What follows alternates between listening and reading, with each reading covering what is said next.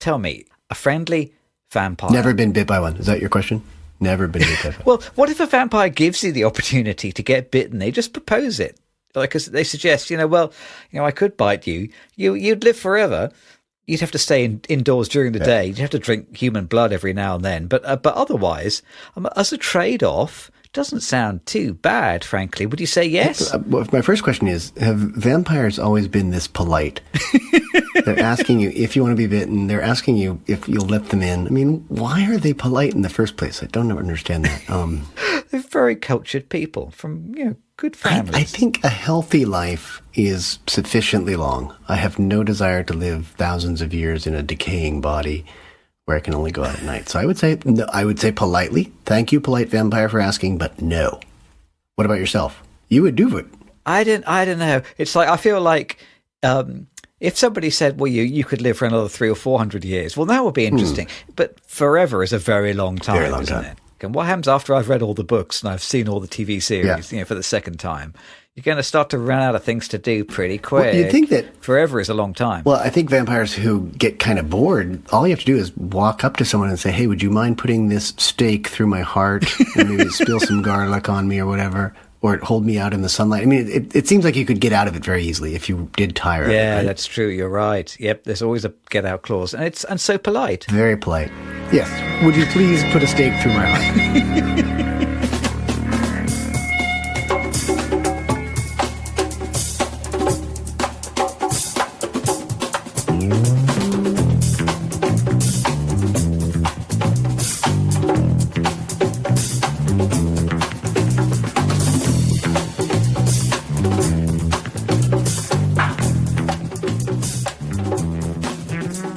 Good evening, everybody. Welcome to Two Real Cinema Club. My name is Count Andres Llorente. It was suddenly from Romania or something like that. And I am Johannes Ruzicka. Welcome to the Two Real Cinema Club. The Two Real Cinema Club, but only when we go out at night. We watch two movies. We watch a new movie and an old movie and try and compare A with B. We've been sucking blood this week. Sucking blood and playing the blues. Ooh. We have watched two films about vampires. How could you have possibly guessed from that intro? Although I'm a bit worried that claiming that these are both films about vampires is a bit of a spoiler. I don't know. So we've watched Sinners, the new Ryan Coogler film, and I am not entirely sure how prominently vampires feature in the promotional material. Oh. I mean, I knew it was a vampire picture going in. I think everybody else does. Yeah, it's pretty obvious. I think they should by now. Yeah, I think it's pretty obvious in the trailers that I saw.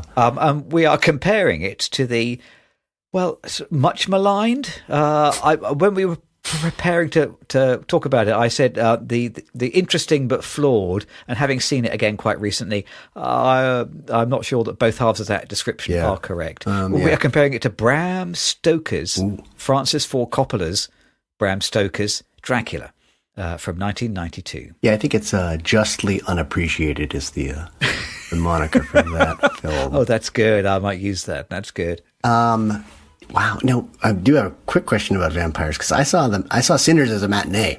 Oh, right. Is that even possible? Can a vampire go to a matinee? Do they have to bundle up somehow and they can sneak in because it's dark inside the theater, right? I mean, they're fine once they're at the matinee, but how do they get to the theater to start watching the matinee? The transportation. They'll have to stay on after a midnight screening and just hide in the bathroom.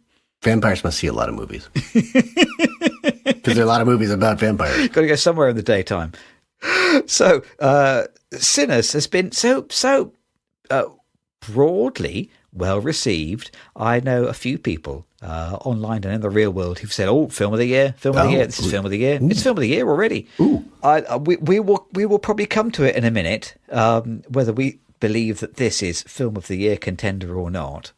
But it's certainly done pretty good business, hasn't it? Yes. Oh God, I was looking at the numbers before. Made for about 90 million, is that correct? And then that's what I read. Yeah, it's up in the $250 million at this point, I think, for its box office take. It might be even higher than that, but yeah, I think it's still going. Yeah, it's made money. It's going to make lots of money. And it's kind of lots of discussion about the main press talking point has been Ryan Coogler's deal on the film.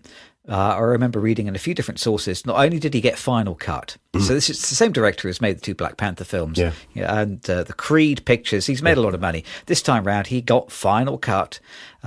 He got a first dollar gross deal on the takings of the film, and so unusually, he will own the film outright 25 years after release. Wow. So he's able to cut himself a reasonably good deal. Yeah. I'm not entirely sure whether people will still be watching this film in 25 years, but they may do. It'll still have some value then, I reckon. Vampires live forever. I am vampire. I live forever. Well, seeing as we are going to live forever, do you want to start out this excessively long lifetime by telling us about the story of Sinners? Yeah, I mean, I guess for a vampire film, this is kind of short. What was it, 2 hours, 10 minutes or so? Yeah, just over 2 hours, yeah. Felt about half as long as the other film, but let's go.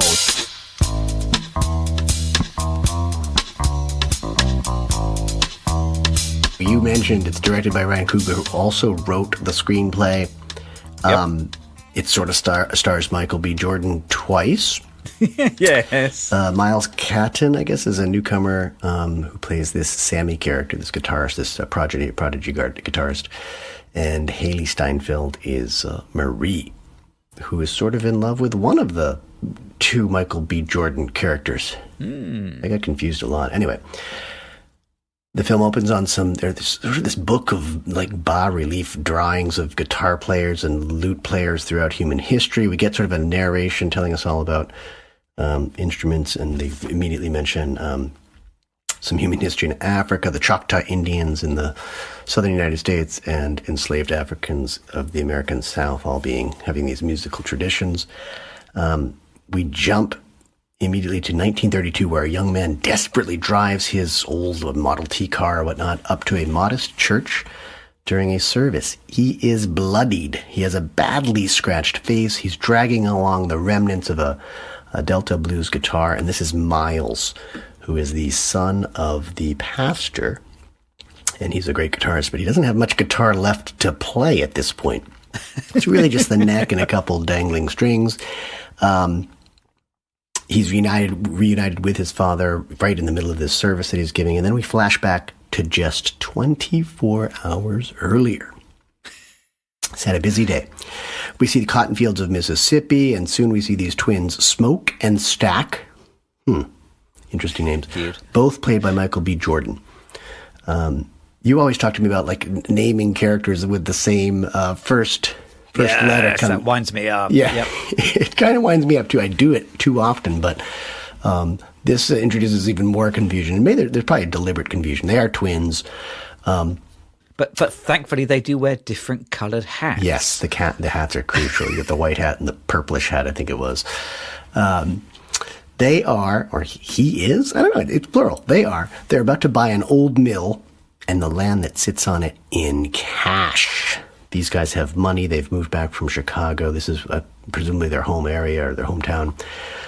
It's a deal with the devil, and they know it. They do talk. I think there's a piece of dialogue of it's better make a deal with the devil. So it's this sort of maybe he's a KKK member. He definitely has a little white supremacist feel to him. They want to open a juke joint at that site, but I think when they have to kill a snake in their truck, it's pretty obvious that things are not going to go as smooth as they wanted it to be. They're planning to have a grand opening later the night that they actually kill the snake. Smoke and Stack return to their hometown after many years. They've been adventuring the world and dealing in some criminal outfits in Chicago. They find their old contact. Sammy has grown up. He's a great guitarist now, so they want him to play at the juke joint. They track down Delroy Lindo, who is Delta Slim, a harmonica and piano ace, who appreciates the beer they offer to replace his corn liquor.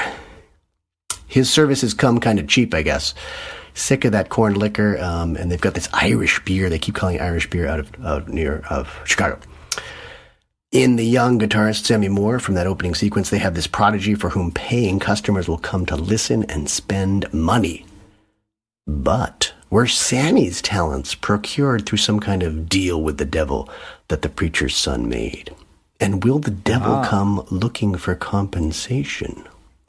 will this film soon become a vampire film? Everyone knows.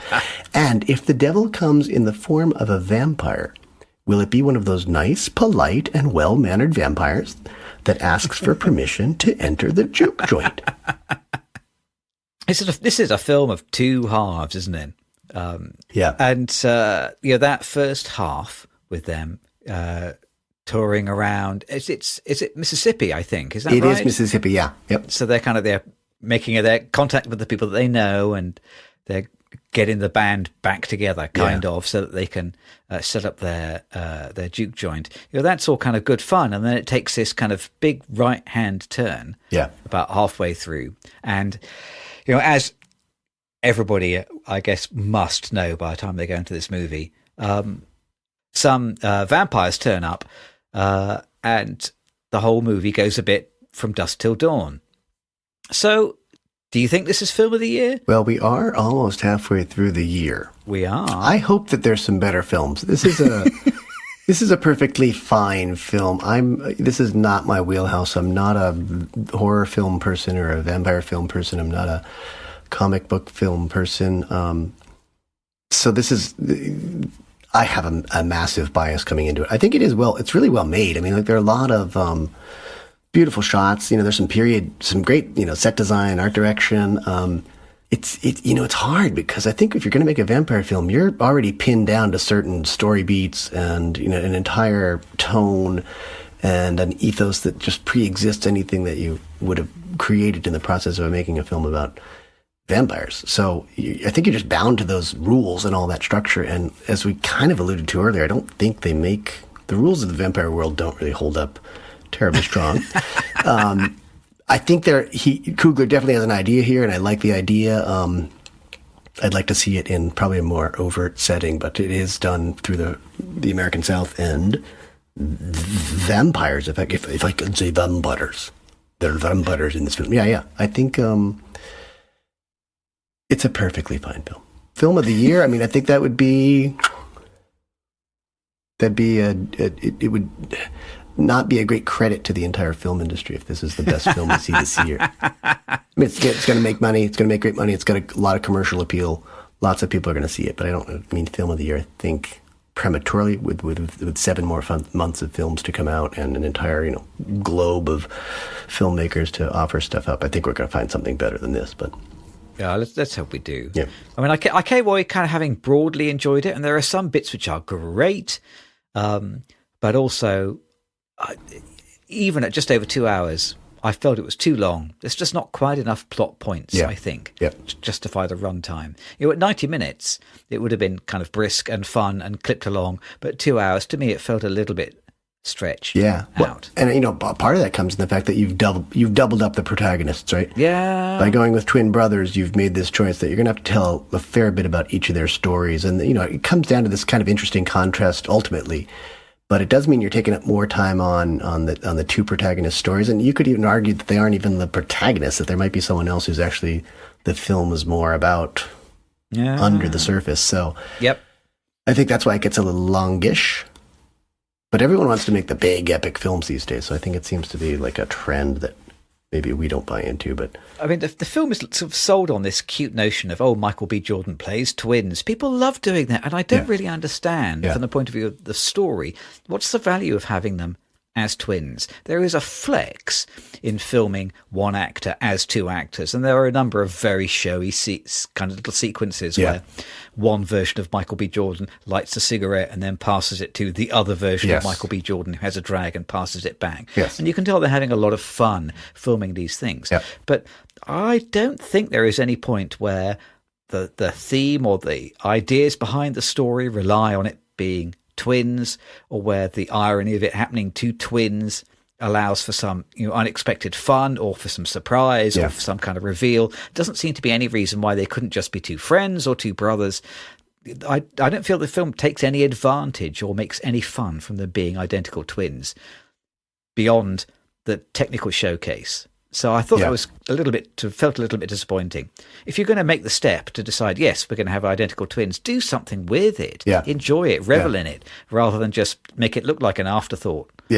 I think after a spoiler bell, I might vamp on that. Oh, vamp.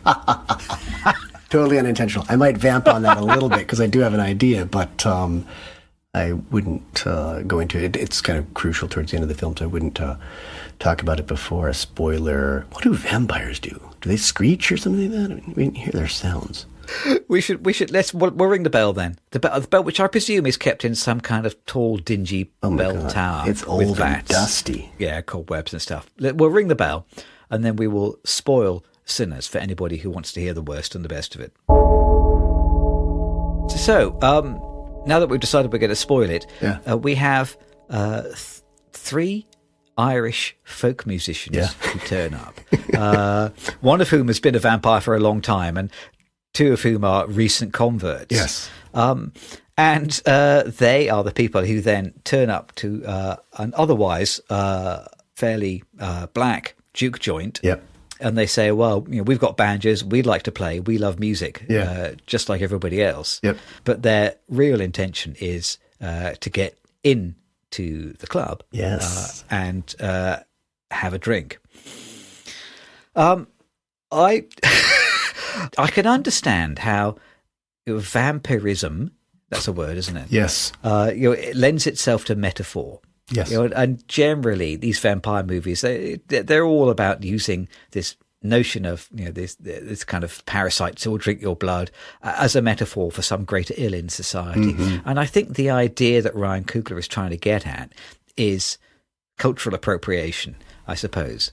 That there is this kind of very passionate blues music, which was then later appropriated by Elvis et al. Yeah. And we're kind of seeing white people hoover up other people's cultural produce without much thought for the people who produced it or the stories behind the music.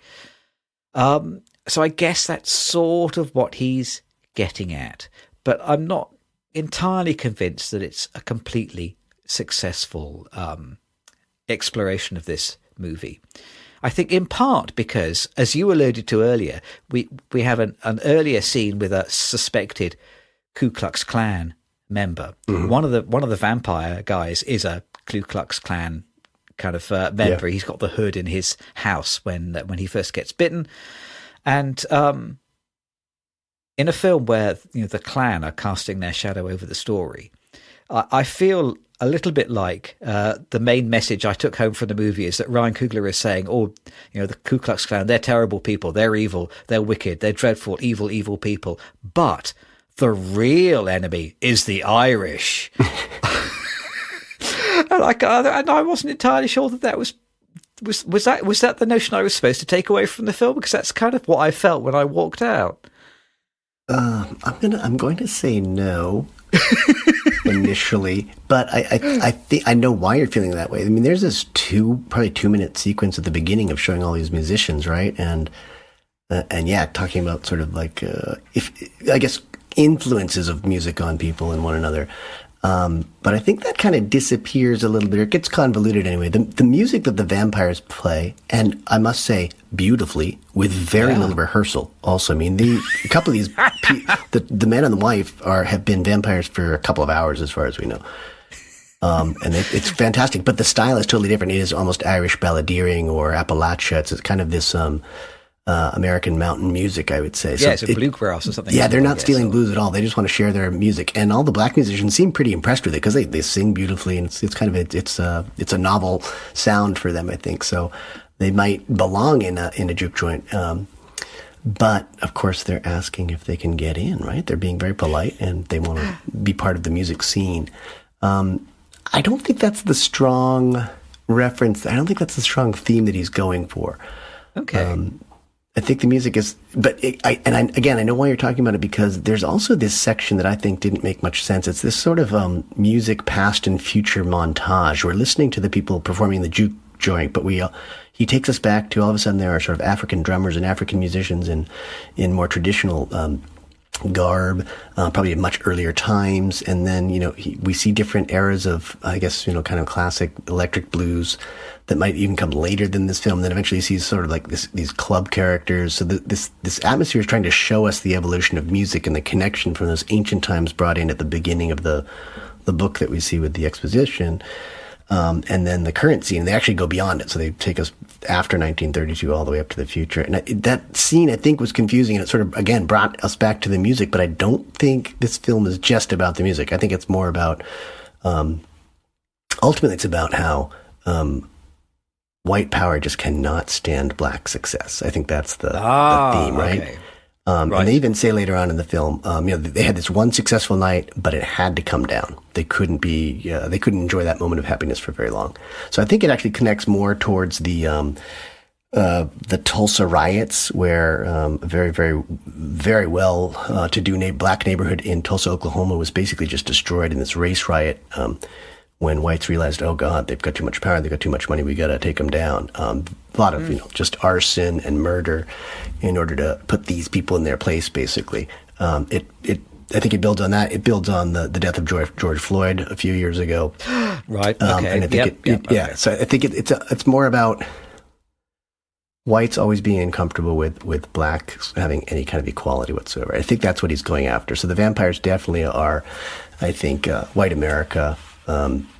Broadly the Ku Klux Klan, but how there's just always this movement. Whenever there's any decent black success, someone's got to put their heel down on Black America. So I think that's what he's going for. I think he nails that.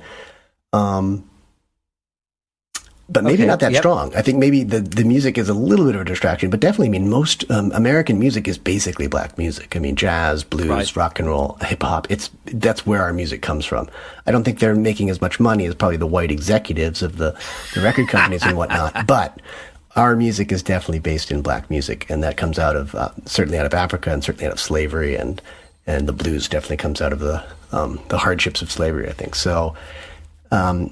He mixes those together. I think it's successful. I mean, I like this film in the sense that it definitely stands for something. You were talking about how vampire movies are about something else, some sort of power, some sort of evil having power over us, and literally taking the blood, taking the life force out of people. And I think that's all there. Right. But it's very broad. I mean, this is kind of a film for everybody. Yep. So I think it is effective in that way. I'm not going to say it's the best film of the year quite yet, but I definitely tip the hat to getting that done. I mean, putting that message out there to a broadcast audience for sure. I mean, I want to go back to that scene that you were talking about where it's musicians from every era all playing together, because that was absolutely not what I was expecting to see. Going into the cinema. Yeah. So that scene was a great surprise. I personally think that is the standout scene of the movie. Oh, well, yeah. I thought that was, I thought it was ludicrous and cheesy and corny, but also wonderful and moving. Yeah. And, pretty incredible that, these guys are playing the blues, and then we have a bunch of African musicians who like appear. It's not like it's not like even like they're presented as ghosts. They're in the same space, but they're sort of not in the same space. Yeah. It's like it's both a fantasy and reality at the same time. Yeah. And I thought that was great. And then suddenly Bootsy Collins turns up. Oh my God. And then, then Run DMC turn up. Yeah. Oh my God. I wasn't expecting this. Yeah. Absolutely fantastic. Yeah. Just incredible. And then they sort of set the whole place on fire. The roof comes off. I mean, and I think it's all presented as a single long tracking shot as well. It is more or less. Yeah. Presumably it's all kind of digitally composited together, but it's been very cleverly filmed, and I thought that was that may well be scene of the year when we come to the end of the year. I thought that was pretty amazing, but just as you said, there are some scenes of Irish music which are also fantastic. There's this kind of big dance. All the vampires get together and they do this kind of big dance sequence outside the juke joint. That is electrifying as well. That's just fantastic. I was tapping my foot and only realised halfway through the song, this is in 9/8, isn't it? So it's kind of nice to hear something you can tap your foot to, which is in a curious time signature. I guess it's not suggesting that traditional bluegrass sort of white music is without merit. It is kind of acknowledging that there is also, a unique musical voice from this alternative culture. Yeah. But I'm sure you are exactly right. I guess the thing that he is driving at is broader than what I identified. Yeah. It is this notion of taking people of color and putting them in their place. Yeah. Is what he's kind of talking about. Yep. And the music is fantastic. I agree with you 100%. And all the music, that's it. I think the vampires' music is fantastic. It's entrancing in a way. And it's also, sometimes it's kind of on the nose. They have this one song where they're talking about robbing this person, right? Robbing this person of all their money. And, it's obvious that that's what the vampires want to do, or the whites in the South down there want to do. So they've taken a lot of cash from Smoke and Stack. And, it turns out that the vampires basically get their way for the most part. The juke joint is not going to last beyond that night. There's a lot of, you eventually get into a lot of people getting bit and becoming vampires, and, they're playing it up. It's not so bad. They have these shared feelings. The life is for eternal. They're trying to convince the small group of people who haven't been bit yet are going to be happier if they join them. Sort of extolling the virtues of this new community. Everything happens very quickly. It's amazing how quickly someone becomes assimilated into vampire culture. It sets up the premise of having the twins is that one is going to become a vampire. I think it's Stack, right? Stack is going to become a vampire. He's bit by Marie, who's been when trying to go sort of find out what the vampire musicians wanted, she ends up becoming a vampire too, with probably, for me, one of the most incredible moments. I loved it. You just see she's walking back, she's freaked out by them, she wants to get away from them, back into the juke joint, and then you just sort of get this hint of a vampire taking flight right behind her, and he's kind of, I love that. Yeah, it's a very restrained moment, isn't it? It's just like a little split second. And there's a second moment like that, but it's very restrained because it only appears a couple times. It's not like he lands on her and starts biting her and killing her right away. It's just, what's happened, and it's perfectly done. But I think the premise is, if you can get the two twins and have one be sort of pure, unadulterated, and then the other one is going to be going towards the dark side of the vampires, I think that's why you've got Michael B. Jordan doing the two parts. It sort of shows a contrast. And, there's this drama of, oh my God, do I let my brother die? He's been bit by a vampire, or because he's my brother, we're going to try and keep him alive and make sure he's not fully vampire yet. So it brings in this sort of tension and drama, and I think that's why it's done with twins. But okay, I agree with you. I don't think that needs to be that way, and it kind of convolutes the story where it doesn't have to be. And I didn't feel like that there was a great deal of difference between the personalities of the twins. No. So it didn't really feel like, one guy feels like this, the other guy feels like that. They felt, pretty similar to me. It's like this feels like the biggest difference in their characters is that one of them has a knife, the other one has a gun. Yeah. And that's it. One of them has a colored hat and one of them has a different colored hat. Yes. It's okay. But they also have different girlfriends. And I couldn't figure this out. And there's a connection between Beatrice. Okay, so we should probably say that at one point, I think Stack has to kill their father when their father is threatening Smoke. So he actually is responsible for their father's death. And then he goes back to sort of pay homage to his father's, like a gravesite or something like that. And that's when he reconnects with, I think it's Beatrice. Right. And I couldn't figure out what her relationship was to their father. Did you pick up on that or not? I said, is this different to the scene? Because I do remember one of the brothers going back to a grave, but I thought it was the grave of a child. Oh. And the woman that he sees is his either ex-wife or lover or the mother of his child. God, I hate to say in this circumstance, I hope it was that, because I thought it was the father and that she was like the father's girlfriend. And at one point I thought, is this an incest situation that he's got? Oh my God. Okay. So he'd had a child maybe with Beatrice. The child died. They had separated. That was how I interpreted it. Beautiful, beautiful. Okay, thank you. Scratch you can delete everything I just said because that was... Phew. I'm definitely keeping that in. Yeah. I was going to say that there is a lot of sex in this film, isn't there? Yeah. It's interesting. There's a lot of sex in both films, but they are quite different. Yeah. I can only presume. I've never been to Mississippi. I can only presume it's a very cold place. Is it Mississippi? Very cold all the time? Is it? My God, no. Sweltering and humid, hot.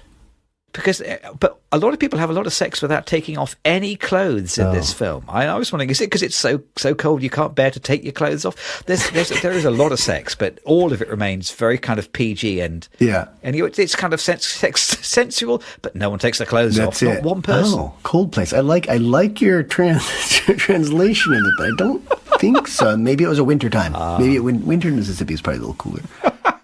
But you're right. There's actually a lot of sex talk too. I think there's a lot of sexy talk and euphemisms and very open sexuality. But I think that par for the course with the vampire culture. Is that going too far? What, keeping your clothes on?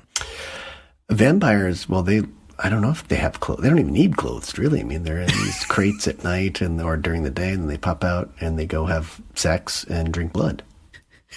But surely cloaks. There's cloaks involved. Cloaks and capes, but that's just a covering. That's not really clothes.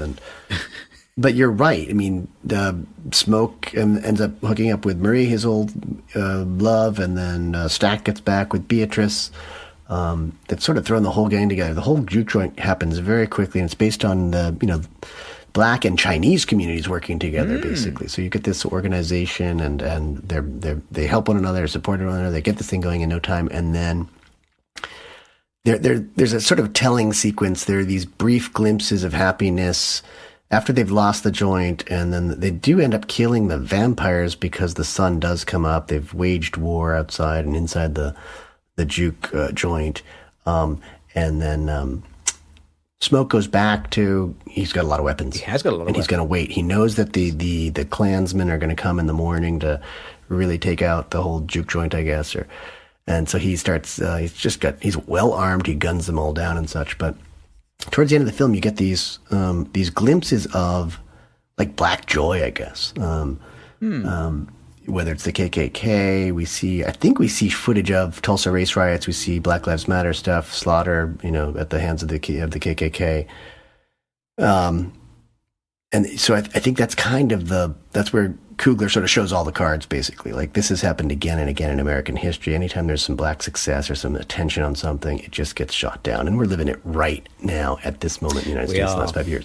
So I think he does a great job there. There's a lot of violence, sadly, but hey, that's what it sometimes takes. I mean, that's what power understands. I find that power understands violence. You can go out and protest all you want, but the thing that really sends the message to them is proper violence. So sadly, that's the way it is. And Smoke is about to kill Hogwood, who's this guy who'd sold them the mill before, and he just, his one line, when his life is on the line, says it all. He says, "Listen, I got money, huh?" And then Smoke kind of looks at him, but just kills him at that moment anyway. So I think that those moments, you see these sort of flashes, and it just kind of brings the film right into the context of the times, and sadly, 250 or 450 years of times, but I think it's well done in that way for sure. I think there's a whole bunch of great little details in this film that were kind of new to me. There's this notion that people who work on the plantation are paid in wooden money, which can only be spent on the plantation. I had no idea that was a thing. I love an opportunity to learn little historical facts like that within the context of a narrative picture. I think that's great. I did come away at the end, though, thinking, as we've probably already alluded to, I wasn't entirely clear whose story it was. It's the brothers who are on the poster, but I'm not completely convinced that it really is the brothers' story. I suspect it's probably really Sammy's story, like the young guitarist. He's the guy who kind of starts the story. It's his 24-hour flashback. But if it is his story, we have a problem because he's not really the protagonist. He's broadly, he's a guy who does what he's told. Nothing he does really particularly propels the story.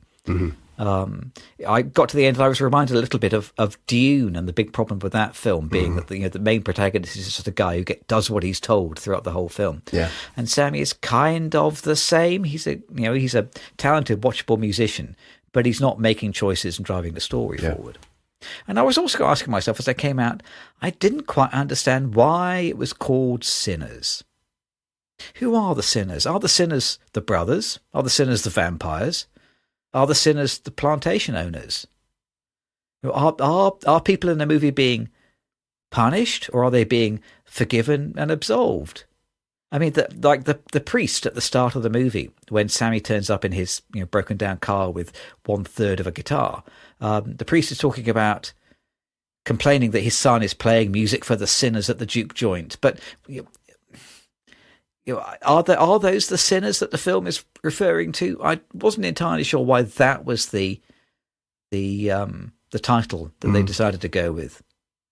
Well, I'm assuming you read the book, so that I was hoping you'd shed some light on that. Amazingly, this film is not adapted from a book or a comic. Ooh.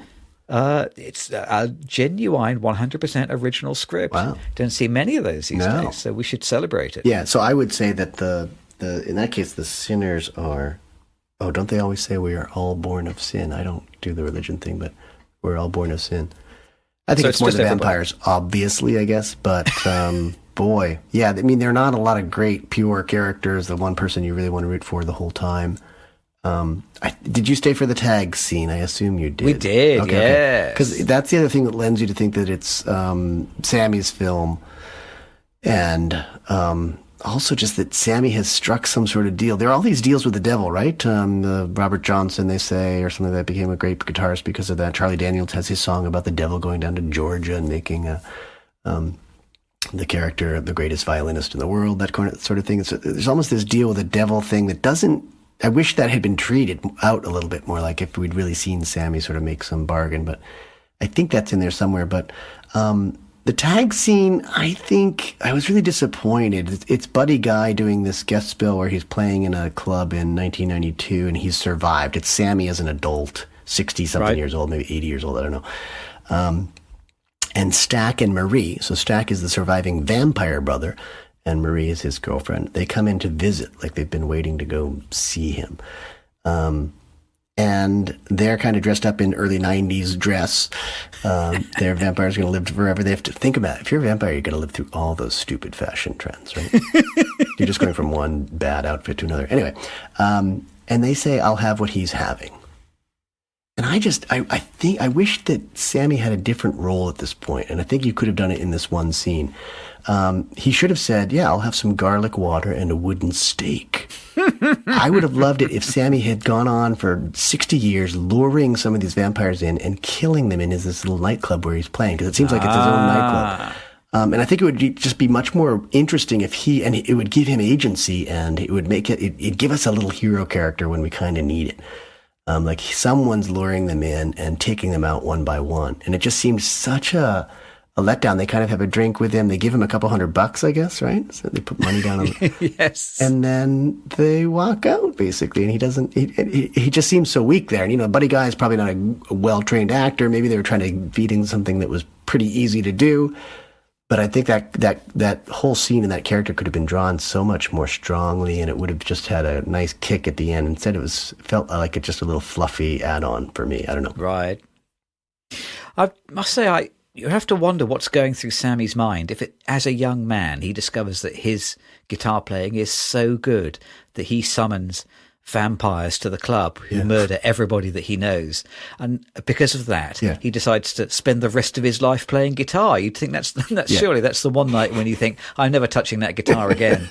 Nothing good can come from it. Yeah, a little PTSD would have made more sense. Yeah. There's one other little detail which I can't kind of let slip, which is that the Chinese characters which they introduce, they have this great little scene, in the first time that they appear on in the story, where there's like the little local town, this is a trading post or whatever, and that clearly there is a white side of the street and a black side of the street. But it's the Chinese characters, and the camera makes a big deal of this. Yes. You can cross from the black side of the street to the white side of the street and back. Yeah, and they are like the group who are allowed into both sides of the street, which I thought was very interesting. They don't spend an awful lot of time remarking on it. The camera does all the talking, but it's another cute little detail. There's a lot of good cinematic details which make for enjoyable moments in the film. But overall, I'm not sure it entirely, completely gels together. Yeah. I thank you for pointing that out. I didn't notice that there was a white side of the street and a black side of the street, because I wanted to talk about that shot because, to his credit, there's some fantastic shots, a lot of kind of show-off shots, like that's a single take where the camera takes probably 45 seconds or a minute to follow this little girl across the street, only to have her tell her mother that she needs to go to the other side of the street, and then we come back, it's all one take. There are a lot of great shots like that. But maybe because I was so consumed with the actual camera work that I didn't even notice the two sides of the street. But that makes sense. That's segregation south right there. So that would make perfect sense. And if he did that and I'd missed it, I'm sorry. But I commend him. That's a good one. But I also may have completely missed the point. There are, for all the kind of examples of good filmmaking, I still think there are some little problems with tone. Yeah. There's rather too much expositional dialogue, especially in the first half of the film, I think. Yeah. You may not have had this, but I found some of the accents just too hard to understand. Oh. I had to kind of blip over some of the dialogue and just assume what people were saying, because for me, with my sensitive English ear, it just didn't go in. And kind of there are like a number of scenes where I was asking myself, why are people behaving like this? About 3/4 of the way through the film, a whole bunch of people have been killed by some vampires. It looks very clear that a lot of people are not going to walk out of the juke joint alive. Things are pretty desperate. And you have a scene kind of stolen from John Carpenter's The Thing, where they have to pass around garlic cloves and chew on them to prove that they're not vampires. Yeah. And, I was amazed that they decided that they would have a couple of characters who would make a real fuss over chewing a piece of garlic. You kind of think, you've just seen like 5 of your friends get murdered. Why is it a big deal to chew a garlic clove, for goodness sake? It just seems like a curious sort of tonal error there. I didn't really understand. And there's another scene where they discover this dead body who's surrounded in a pool of blood, and they throw him out of the juke joint, and then later on they discover, oh no, it wasn't blood, it was beer on the floor. And I was thinking, who is the bar owner who can't tell the difference between a pool of blood and a pool of beer? What kind of beer are they serving? Well, he must have been serving those polite vampires who spilled no blood. Yeah. You'd think with all the fights and stuff, though, that he'd no blood. Yeah, that was odd too. But overall, this film is trying to make some serious, interesting points. Yeah. And I think it does it stylishly. There's a lot to be said for it. Is it film of the year? I will be surprised. I will be disappointed if it is. As you said, if there's nothing better than this comes out, it's been a bad year. But I enjoyed my 2 hours on the cinema. Yeah, as I said, I didn't mind it. I saw this film alone, which probably would creep some people out. But it was a matinee right after school. The entire cinema was empty.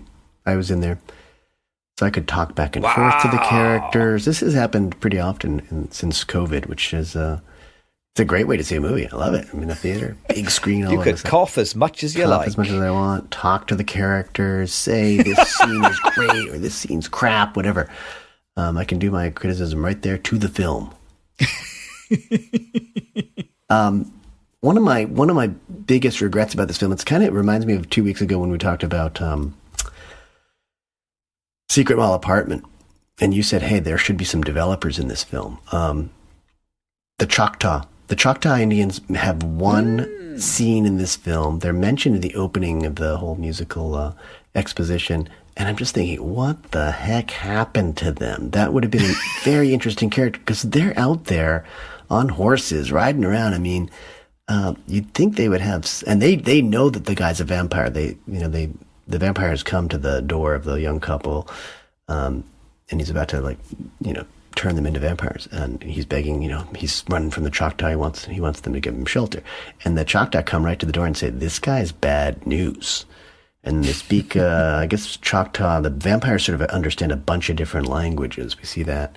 It's a pretty good use of language in the film. But then the Choctaw disappear. It's it. They're on screen for 45 seconds or a minute, and it's this whole character who I think would have really enriched the story a little bit if there was some outside pressure and if they could somehow help the people inside. I don't know. Maybe that's wishful thinking, but I think if you're going to introduce them both in the very opening and in the and give them one scene, I think they need more. So I was disappointed that they didn't come back. I keep waiting. I was like, what? Okay, Choctaw coming back. Choctaw coming. It's funny. Nope. Yeah, it felt like they were being set up to return later in the film, yes. isn't it? Yes, and absolutely. so you're right. You get to the end and think, well, what happened to those guys? Wait a second. It makes you wonder whether either there were scenes which they decided to cut, or there were at least kind of scenes that were written and then trimmed out. Yeah.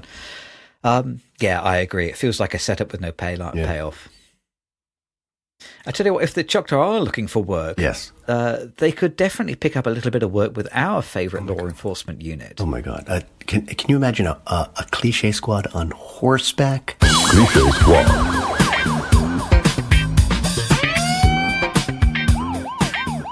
So we have called the Cliché Squad, and there is sort of a problem with vampire movies insofar as vampires have to follow a bunch of rules.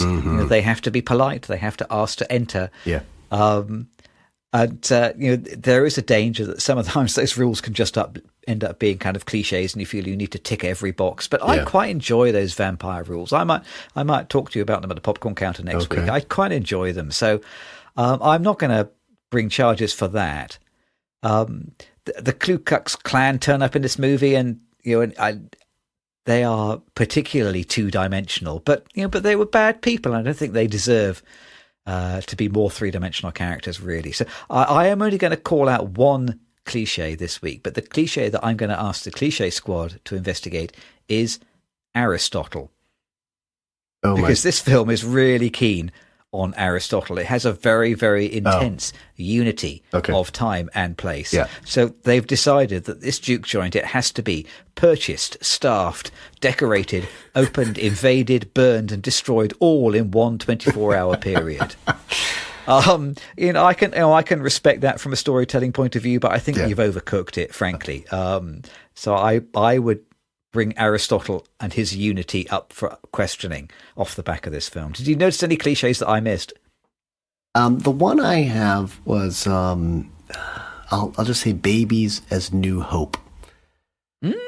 See this a lot. There's this scene where, and it's in some ways I like it because it's a very twisted moment. It's when Smoke has just gunned down all of these KKK guys, and he has been hit himself, so he's sort of bleeding out, and I think that gives Coogler license to say he's going to start hallucinating, and then all of a sudden he sees Beatrice, who's alive, although she's been killed the night before. God, you're right. It all happens very fast. She's been killed the night before. Her ghost is already on the scene, and then I should have cued into the whole baby thing, but there's this baby, and I suppose that's the baby maybe they've lost together. But it's sort of held up. They're kind of like all dressed in white, and everyone else is kind of in black or bloody clothing. And Smoke has a chance to sort of hold her again, and I don't know if there's a kiss or not, but it's just this whole, there's this new hope moment, but it comes after this just wretched bloodbath, right? It's this hugely violent scene, and then he's sort of rejoined with the baby they lost. So it's touching, obviously, but I think it's a bit of a cliche because we don't very often see these babies as being new hope. But I think we need to start looking at ourselves as our adult selves as new hope and start taking some action. And maybe that's what Smoke had just done by gunning down all the bad guys. Yep. So, I would go light on the cliches here, but in part you're right. It's because there's so much like preordained structure to a vampire film. Yeah, you sign up for a vampire film and you know what you're signing up for, don't you? Like half the story's written for you, but you've got to make that other half interesting. And Coogler's done a pretty good job. It is quite I agree. Yeah, I think he has. Well, okay, let's have a break, and we'll come back and we'll see a film which is 50% of this film, I suppose, then, which also obeys all of the vampire rules. We will come back and we will talk about Francis Ford Coppola's Bram Stoker's Dracula.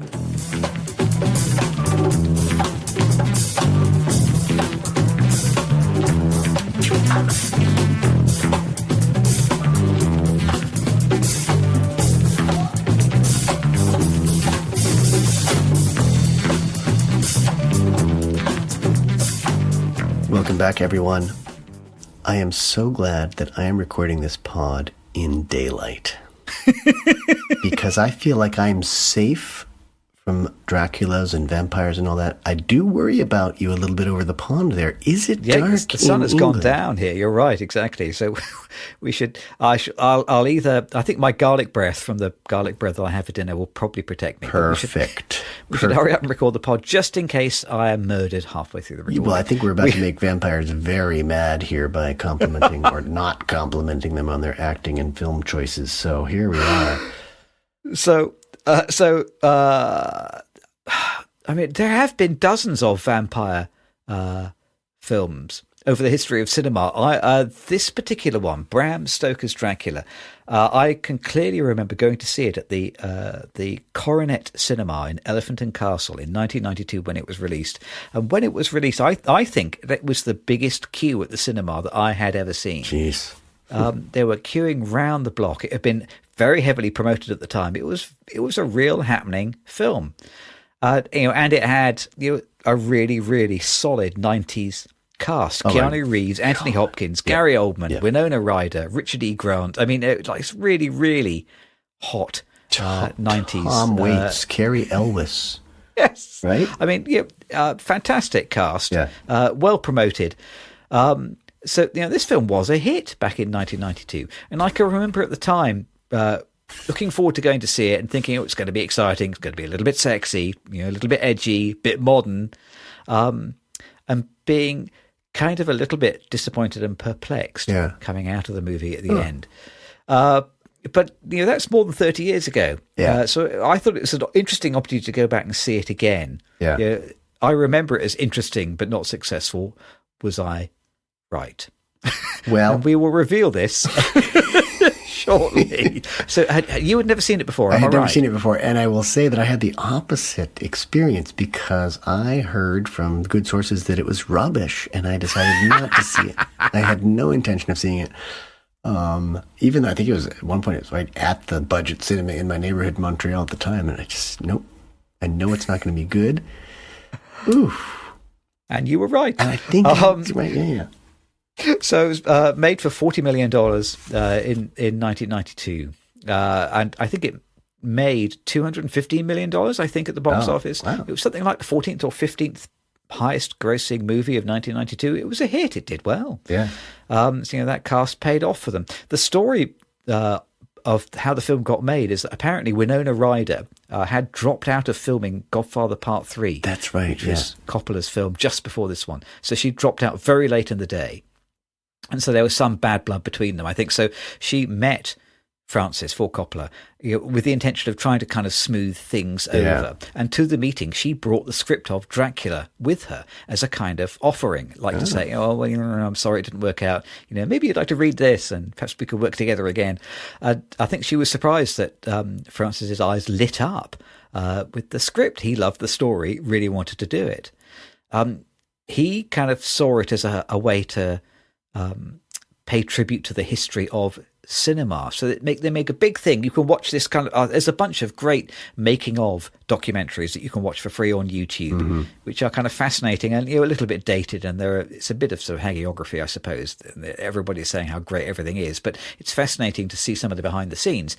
So Coppola wanted to do all of the effects in camera. So this is when digital effects were just becoming omnipresent. And he kind of hired this big effects team. He said, I want to do everything practically. I want to do it all in camera. And basically the effects team told him it can't be done. It can't be done. So he fired them. And being Francis Ford Coppola, he did what he always does, which is he hired a family member. So he got his son to come and do the effects instead.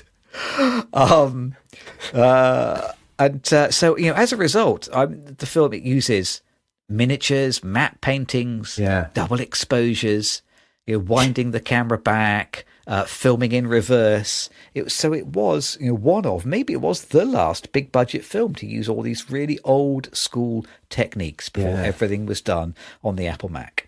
That was one of my first. That was one of the first things I noticed was that it felt, with the models and whatnot, it felt like an old studio picture, and in many ways, it has that tone of an old studio picture where you give the big leads, they're famous people, you give them lots of stuff to do. They definitely carry the film, and then you've got all these little quasi magical tricks with the camera to make it feel like a bigger picture than it is, and it feels old studio. It feels out of date. Honestly, it's and none of it filmed on location. All of it filmed inside a studio as well. So it certainly gives it a bit of a unique look and a unique tone, and for something to be a bit different, that in itself I think is a plus point.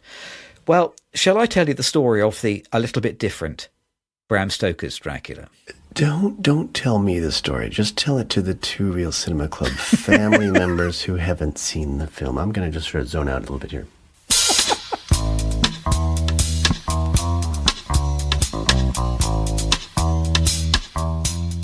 So the film opens in 1462, when we see Vlad Dracula, Vlad the Impaler, return from fighting the Ottoman Empire to find that his wife Elisabetta, played by Winona Ryder, has thrown herself from her balcony in his absence. So as a result, Vlad, furious, murders his priests, stabs his crucifix, drinks the blood that spurts out of it in huge volumes, renounces God, and then we get a flash forward to more than 400 years later.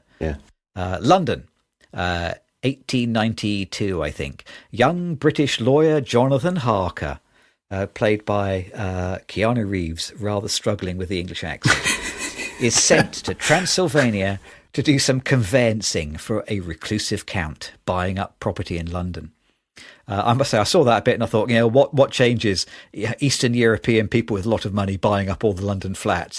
That's been the same for hundreds of years. 500 years. But anyway, so when Dracula insists that Harker must stay with him for a month, the lawyer suspects that something is up.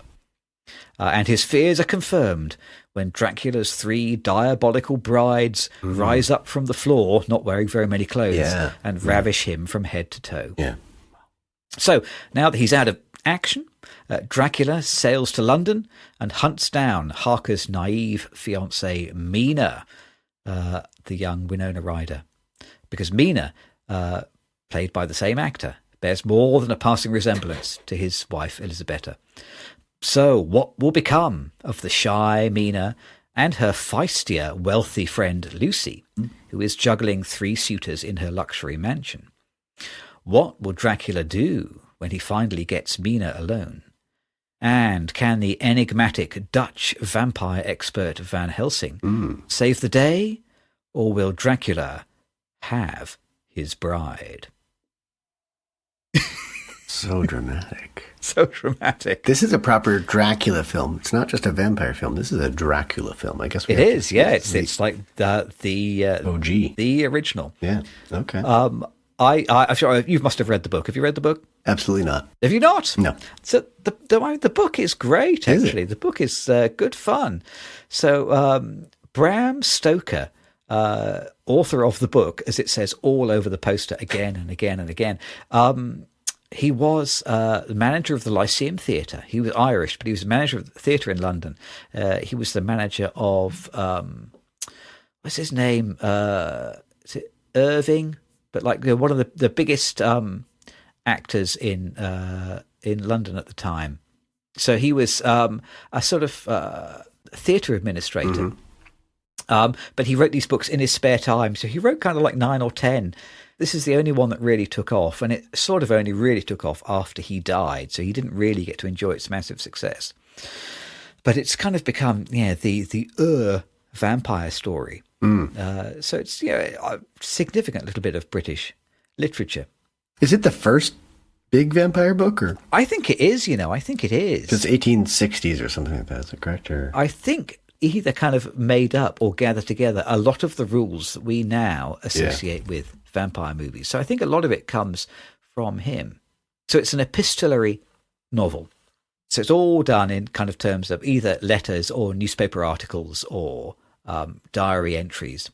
And the book is kind of a bit messy. Yeah. So the book often reads like Bram Stoker was more or less kind of making it up as he went along. It starts out, as the film does, as this kind of sort of big gothic story about a British lawyer who has to go to a strange Eastern European country for work.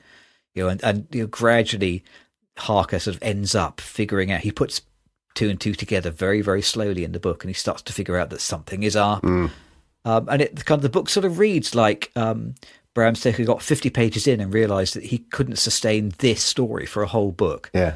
So he then had to introduce a whole load of other characters and then set the rest of the book in London and have some suitors and bring in a random American. And so the book is a bit meandering. And as a result, the film, which takes a lot of its structure from the book, is also kind of a bit meandering. Yeah.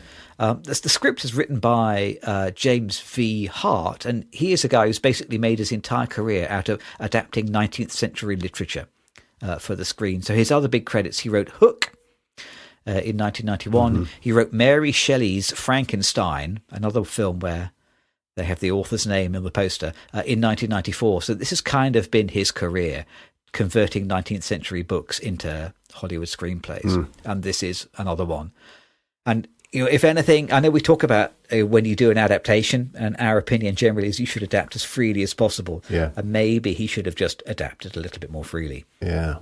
I love Frankenstein. I don't know if you've ever read that book. That is a phenomenal book. And I've seen, that's the Kenneth Branagh Frankenstein that you're talking about, I think, where right. Robert De Niro is just grossly miscast as the monster. And, ooh, that was a stinker. I thought that was a stinker too. So, what joins these films? Yes, we're going to start blaming the writer now. I'll blame the writers. We can blame the writers. But I mean, when a film it doesn't work, it's Henry Irving. Here we go. Henry Irving is the famous Victorian actor that he was the manager of. When a film doesn't work, I think it's an interesting exercise to try and figure out why, though, isn't it? Yeah. Because visually the film is unique.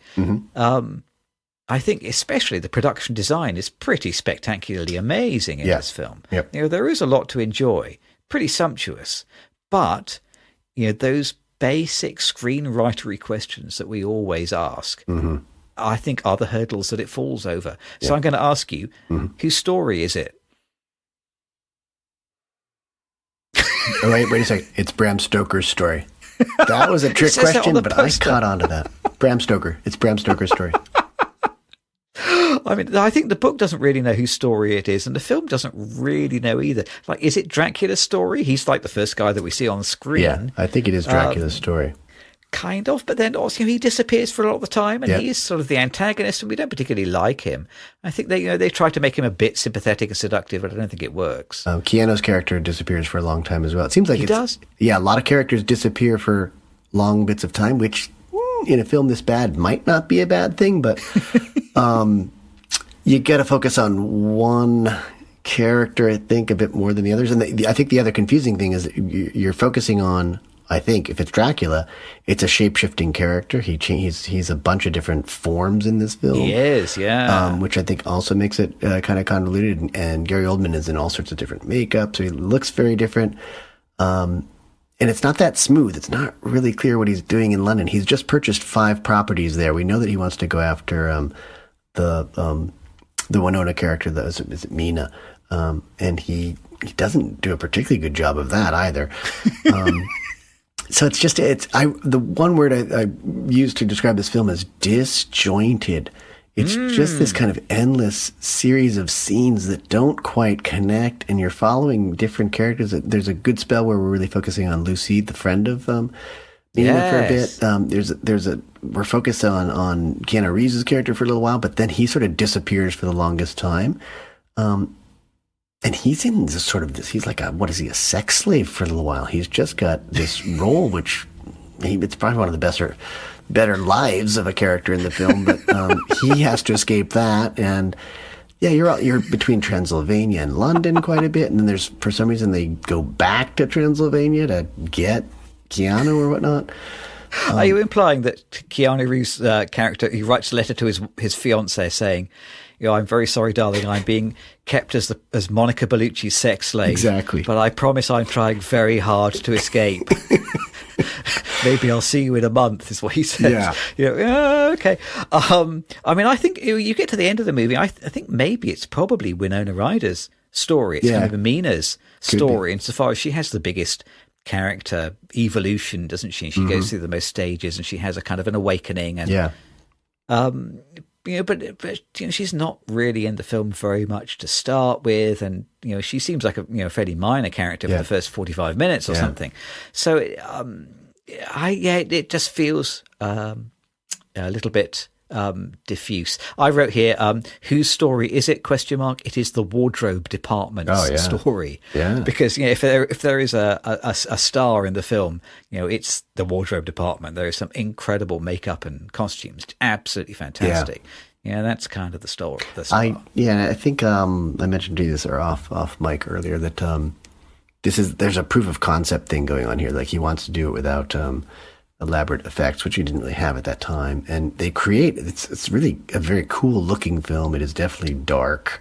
But yeah, as you said, art direction is fantastic. Costumes are fantastic. So it sets a great tone visually. The funny thing is though, there are these sporadically comedic moments that just fall flat. Like the Van Helsing character, Anthony Hopkins' character is trying to say all these funny things, and it just seems inappropriate. I mean, there are some funny vampire films.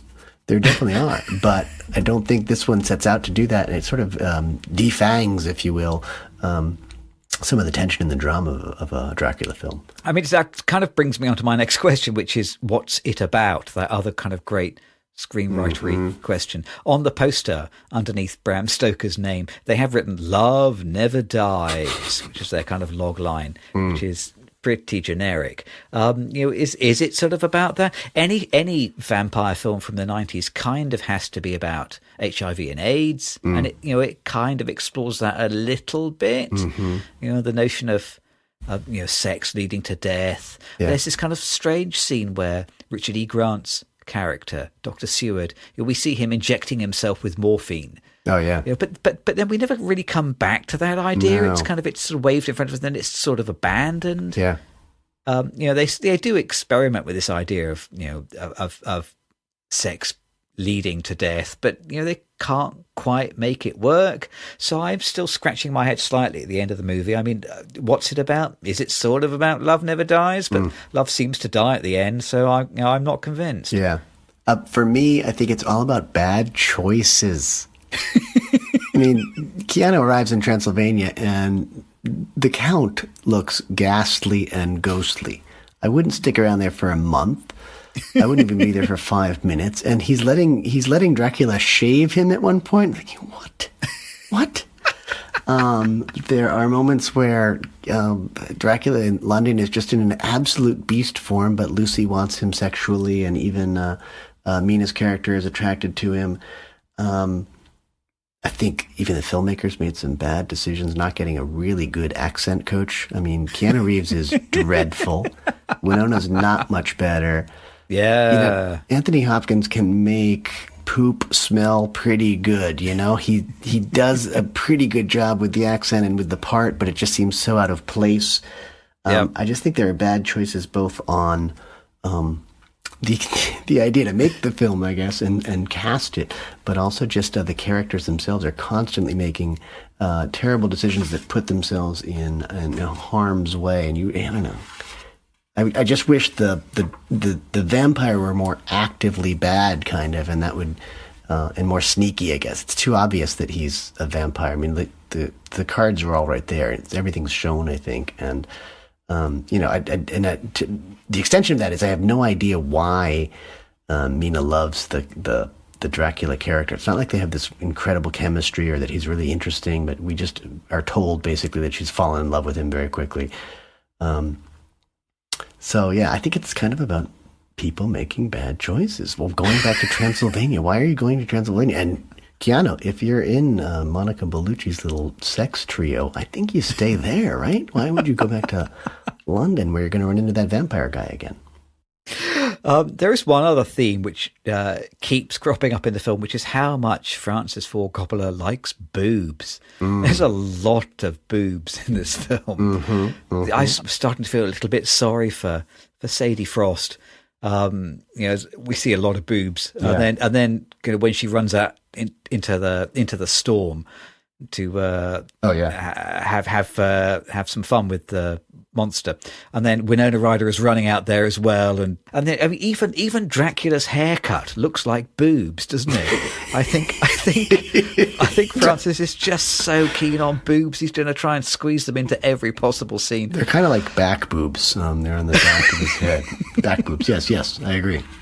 I mean, there was all sorts of kind of weirdly, unintentionally hilarious stuff that turns up in the film. No, I mean, not just the accents. There's a kind of a scene early on where Dr. Seward, he goes to see Mina, who tells him, I'm feeling a bit strange. And like, he's immediately getting some drugs out of his bag and injecting them into her without even asking her, have you got a headache? When did it start? No, just immediately start injecting her. There's like the asylum where he works. But it took me a long time to figure this out. The staff are the ones who wear cages on their heads, not the inmates. And they seem to be kind of hosing each other down randomly. And then, towards the end of the movie, when we have what in the book is a fairly exciting climactic scene where they're trying to chase the train that's carrying Dracula against the setting sun, we have what must be the longest sunset in the history of cinema. Because the sun is going down and then it's up again and it's going down again and it seems to be going back up again. I was trying to figure what are they doing? I was trying to figure out are they riding their horses so fast that they are travelling faster than the earth turns, and so like the sun seems to keep coming back up again because they're going so quickly. I didn't understand it. It was kind of ludicrous. And best of all, the London of 1897 doesn't look like any kind of. I mean, you lived in London for many years. What part of London are they in? What it looks like is the set of Godfather Part 2. Well, yeah. And I suspect that is actually what it is. And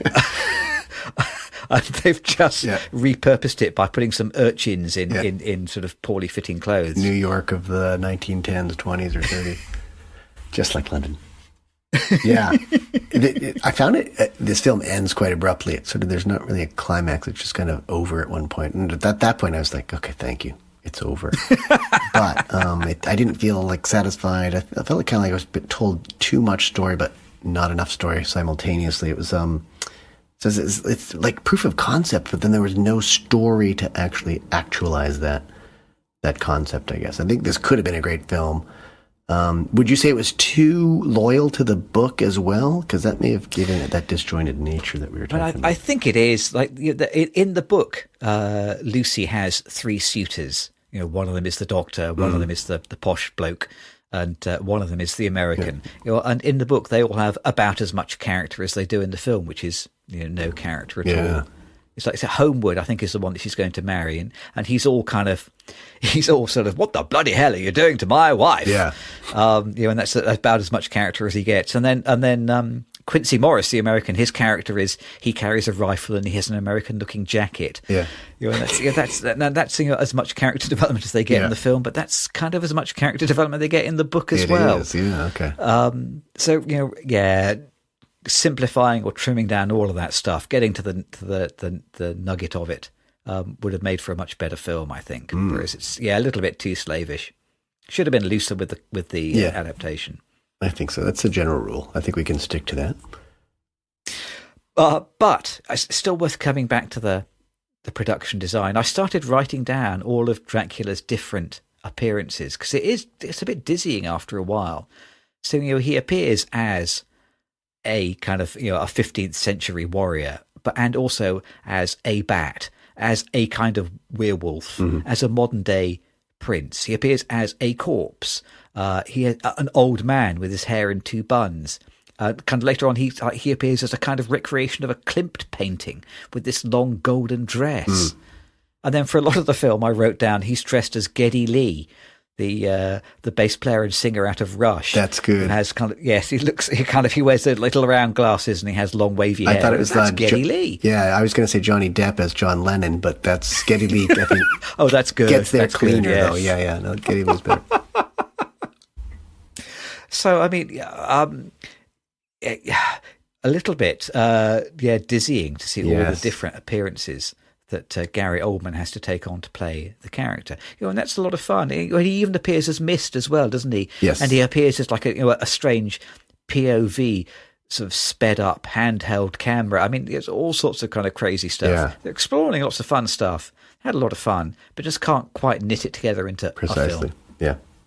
I am starting to wonder, is Francis Ford Coppola not actually that good?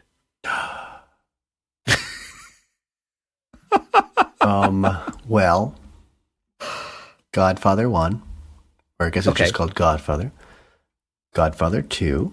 Now, do you like those two films? I do. I really like them. I think they're fantastic. Yeah. Okay, fine. I must say, I've never been an enormous admirer of either of them. I think they are fine. Yeah. With some good scenes. But I have never quite understood why they are both painted as the great masterpieces of American cinema. I wouldn't say that much about them. I think they're just good films. Apocalypse Now, I think, is good. I happen to love Apocalypse Now. Yeah. But that film sort of feels like, the film feels like chaos. Yeah. And Francis happened to point the camera at the right thing. And it feels like one of those films that was discovered in the edit. Yeah, He probably. ended up shooting a lot of crazy footage of crazy stuff. Yeah. And then it ended up kind of coming together to form this slightly crazy film. Yeah. But there you go. That's it. He's made other films. I know he has, but yeah. Well, I would say the same thing for his daughter too. Honestly. Yeah. Oh, yeah. No, I would strongly agree with that. And his nephew. A lot of those Coppolas, I think. I don't think there's very much control. I don't think you and I would be the only people to not greatly rate Sofia Coppola. At one point, she was like the up-and-coming superstar, though. It's a family business, I think. I think they make good wines. That's what I've learned about the Coppolas. Their wine is pretty good. And he's clearly very film literate. I started writing down some of the references. There's a bit of Belle de Jour in this film. There is a bit of The Shining.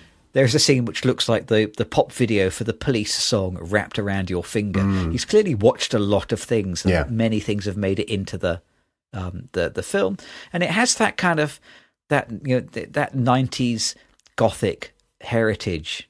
Films like I wrote down, is this American Werewolf in Transylvania at one point, and like A Company of Wolves, if you remember that, the Neil Jordan sort of breakthrough film. This was a thing in the 80s and 90s, and he's clearly absorbed what was good about some of those films from that movement. Yeah.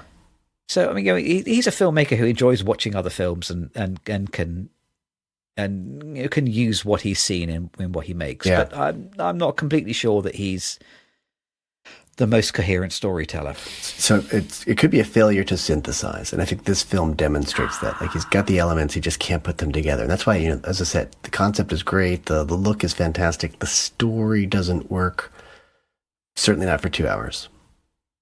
Yeah, I was amazed at how difficult it was for me to get through this film. I put it on a little late. I was tired, but boy, I had very little patience for it, and it just.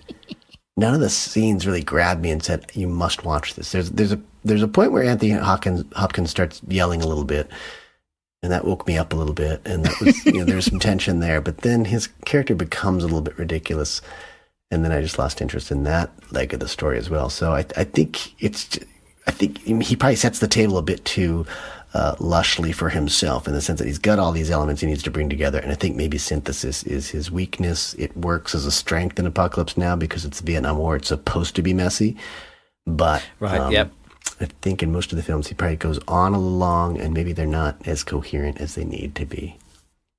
It's difficult. Yeah, bringing all these elements together, it's difficult. Endings are difficult. Endings of this one is a little bit peculiar. In the end of the book, it's a bit different to the film. At the end of the book, Mina is safe. I think there's a little postscript that says that she and Harker go on and have a baby, and they're kind of very happy living in London. Oh. Whereas this kind of film, like, the last thing we see is Mina chopping off Dracula's head and then staring up at this painting on the ceiling. Yeah. And kind of it feels a little bit like, oh, and then? I don't really understand whether she remains in Dracula's castle and she becomes the next vampire queen, or does she sort of roll up her sleeves and wipe up the blood and go back home to London? I don't really know. I don't understand how what the ending is. Yep. I don't know whether they were aiming to try and fulfill this theme of love never dies by cutting off your ex-husband's head. I mean, I don't know. I don't know how it works, but I don't think it works. Maybe they were thinking Bram Stoker would write another book and they could call it Bram Stoker's Second Dracula. Dracula. Well, okay. If Francis can't do a synthesis, maybe we can show him how. Let's see if we can bring these two pretty different films together. But before we do that, I am going to force you to play a pretty difficult game this week. I'm not sure how it's going to go. I'm going to ask you to come and play Who Am I? Who am I? And normally I find this game easy when there's a doctor in the film. Yeah. But I do not feel very much like Dr. Seward, the doctor in Dracula. There's this great scene where he's crying out to Van Helsing, "Lucy has lost a lot of blood and I have no idea how." And then Van Helsing just like points to these two massive holes in the side of her neck. You gotta think, what kind of doctor are you? Come on. So yeah, I hope I'm not like that. I hope not. I mean, if I have to say there's anybody that I would like to feel like, maybe it is Sammy, the guitar player in Sinners, insofar as I would love to be able to play guitar like that. Yeah, that would be great. I can't. It's hopeless that I ever might. But in my dreams, I can play guitar like that, and he makes it look so effortless. Boy, he makes it look like it requires no concentration or effort at all. Just beautiful, fantastic guitar playing, brilliant.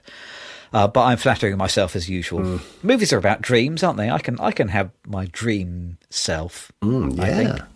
Well, that's the safe choice, Sammy. I think. Otherwise, at least we know he survives. Did you see anybody you felt like you felt that you were like this week? I've always wanted to be Keanu Reeves. I think everyone knows that.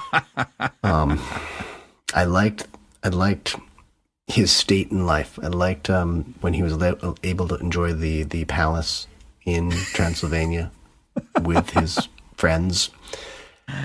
But I think, honestly, I want to identify with I'm Geddy Lee as Dracula in that I liked the look. I wish I could pull it off. But I don't want to be the other Draculas. I didn't like the other forms that he took, but I liked the look on that one. He's cruising around London as a hipster, maybe 100 years before his time in some ways, right? And I did like that. He had the little brown glasses. I think they were blue tinted or something like that. And almost purple glasses or something. I mean, insane. Yes. I want to have that look, but I'd like to think that even I may be a better actor than Keanu Reeves, and I could probably do the accent as well. So at least, yeah, I'm a little torn. It's a tough week because there really aren't a lot of good characters to choose from. So let's leave it at that. You used to wear your hair long like Geddy Lee, didn't you? I did. It's been a long time. But he did look good. That was better than you called it a double bun look, but you've also called it a double boob look. So Gary Oldman had some hair issues that I don't want to emulate. So I'm going to stick with the Geddy Lee Dracula. If you do like boobs, who wouldn't want to have a pair of them on your head at all times? Yeah. I'm just not going to comment on that one because yes and yes. Right, let's see if we can bring these two films together. Let's do a synthesis. There's got to be something to say. There's got to be. Yeah, right. It's got to be.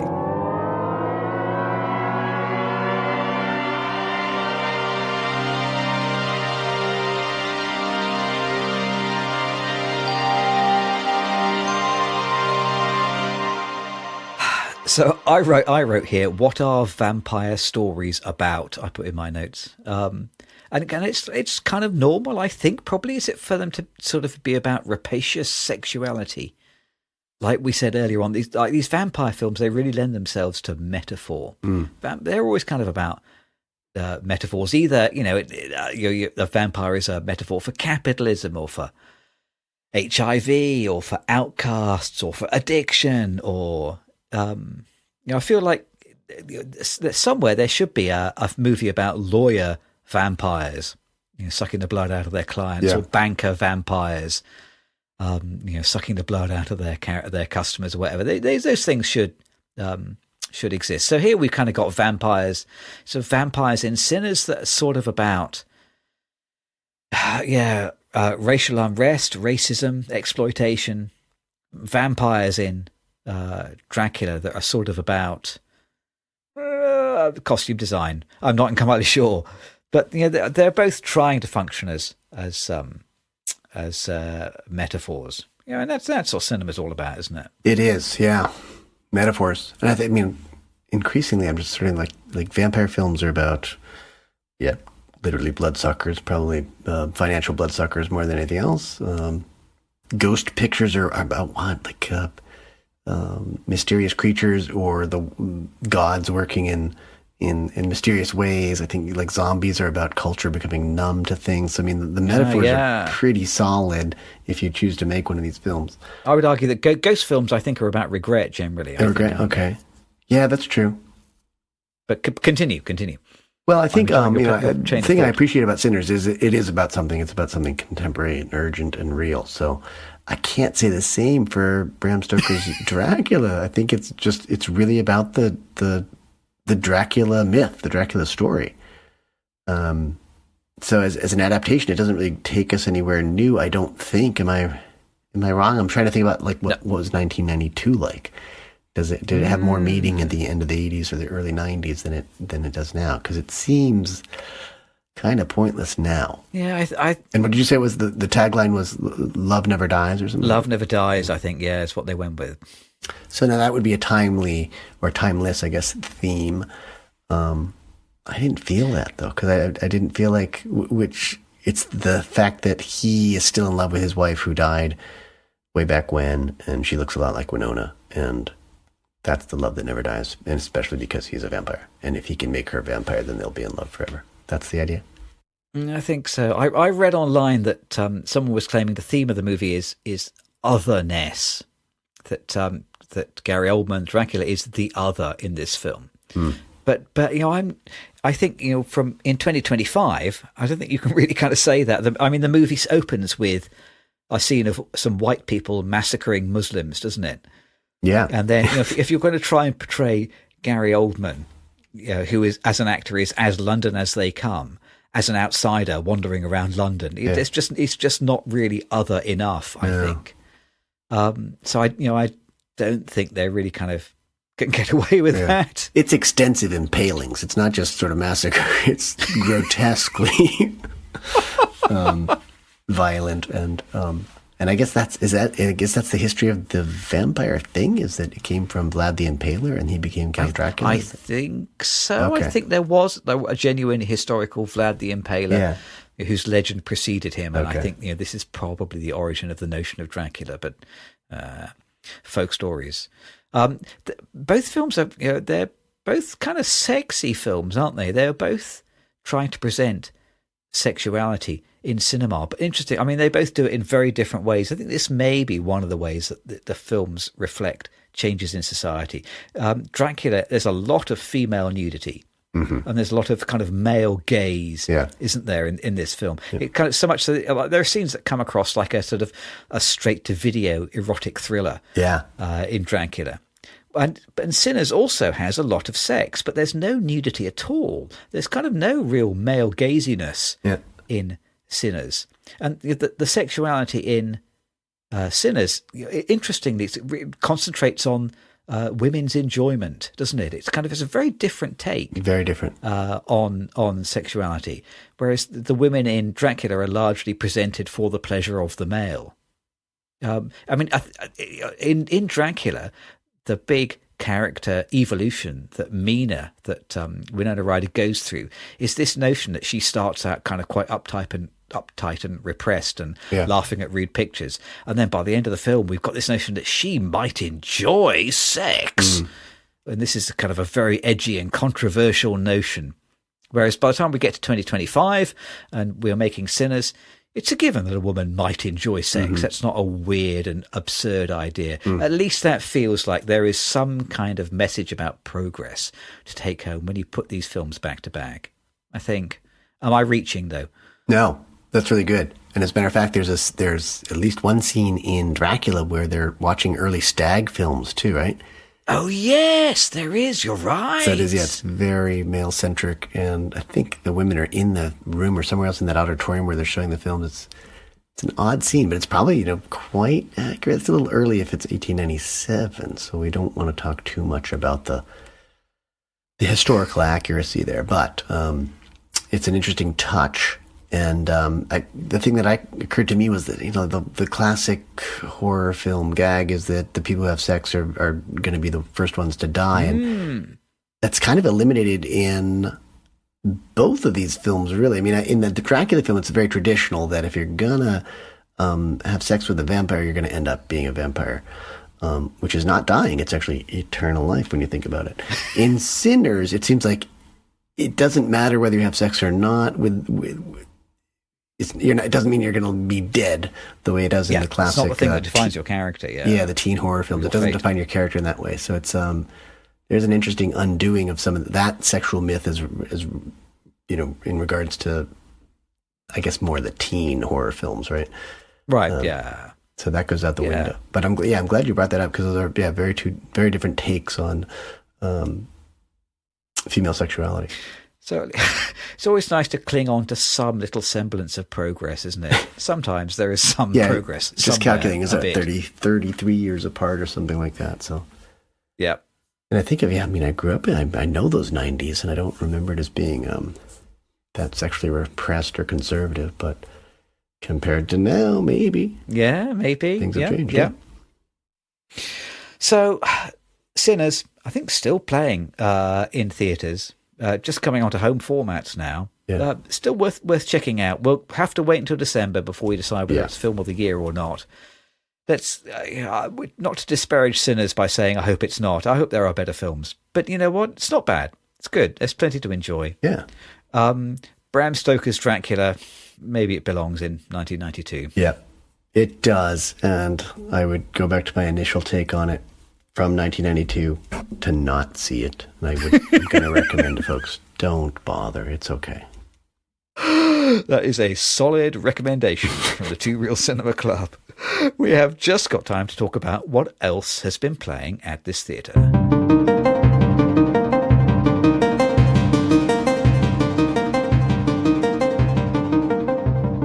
Do you want to go first this week? Sure. I think I've only seen one other film, which is Mountainhead. Yes. How is that? I enjoyed it. I think it definitely has lots to say about the world as it is right now. It's Jesse Armstrong. He wrote and directed this. So he's most recently done Succession, I believe. Goes back to the Peep Show days, of course. So it really focuses on these four characters who are thinly veiled versions of like Elon Musk and Peter Thiel and the Billionaire Club, and they're sort of in this mountain retreat at one of the mansions that one of them owns, and there's sort of this like AI disaster. The Musky character, I don't know, his name's Venus. I'll call him Venus. He has released on his social media platform this new version of AI, which is really causing chaos all around the world, and they're celebrating how much money they're making off of this chaos, and they sort of get into fights, and it's very good because it's just very critical of current states of affairs. So I would recommend it. It's maybe an hour and a half or so. It's on Max. I mean, he must have some deal with HBO Max. So well done. Kind of a chamber piece in the sense that it's just in that house for the most part. But it really shows how ludicrous they are, and it's a great send-up of these types of characters and what they're really like, what they really aim to do with the world. Nice. Yeah. Okay. I also only seen one other film this week, but it was Thunderbolts, the new Marvel picture. Oh yeah. Directed by Jake Schreier. He previously did Robot and Frank. I don't know if you saw that. Paper Towns he made. No. It's kind of written by Eric Pearson, who's done a bunch of Marvel stuff, Black Widow, Thor Ragnarok, and Joanna Kalo, I want to say, who was showrunner on The Bear. I don't know if you've seen that cooking drama on Disney. She's written a bunch of things for Netflix. And Thunderbolts, much better than I expected. Ooh, it's good. Good. The first hour is kind of fine. The first hour is sort of B-, but the second hour is an A. Kind of really delivers. I went in with low expectations and they were confounded. I'm happy to report that they have not forgotten over at Marvel that good art is about something. Yeah. So this is a film. it's a superhero film. It's another cape movie, but it's really about something. It's about kind of depression and self-loathing. It's kind of about being bipolar. It's a kind of, I think, they're taking on some fairly ambitious themes for a superhero movie, but they actually do it pretty good, I think. Pleasant surprise. So good for them. I don't think it's done fantastically well at the box office. I think it's going to sort of just about break even, but it's going to do much better than this. I strongly suspect that Marvel is more or less over at this point. Oh, wow. Really? But they're doing good. Okay. I enjoyed that one. We'll see. I'm not sure they're going to make another $2 billion movie again, are they? But there's still a place for these films. Good. A couple of thumbs up kinds of reviews there. 2 thumbs ups, yes. Not all the films are terrible. On BlueSky, we are at Two Real Cinema Club. Read the blog at tworealcinemaclub.com. Comment on our YouTube channel or email us at tworealcinemaclub@gmail.com. And finally, leave us a review if you can. It makes a difference to us, or give us a thumbs up or a star or a like or whatever. And all those horrible social media things it makes a difference if you can. Next time round, next week we're going to go to the popcorn counter and finish our vampire discussion, because I think we've got some unfinished things to say. But the week after that, we are going to go and watch. I can't believe I'm saying this. How to Train a Dragon. Is that what it is? Or How to Train Your Dragon? That is what I twisted your arm to go and watch, yes, before we started recording. We are going to watch the new live-action remake of How to Train Your Dragon. We're going to compare it to The Long Ships, 1964, I think, Viking movie. Yeah. So those are going to be 2 movies that have an awful lot in common, I bet. Until then, though... our recommendation, I think, from the Two Real Cinema Club would be, when you go to bed, shut your windows. Yes. That seems to be the safest advice and the cleverest way to try and prevent. And if someone asks you to let them in, don't. Just say no. Yeah. How hard can it be? Just say no. Better to err on the side of safety. We're all about safety at the Two Real Cinema Club. Thank you for joining us as always, and see you next time. Bye, everyone.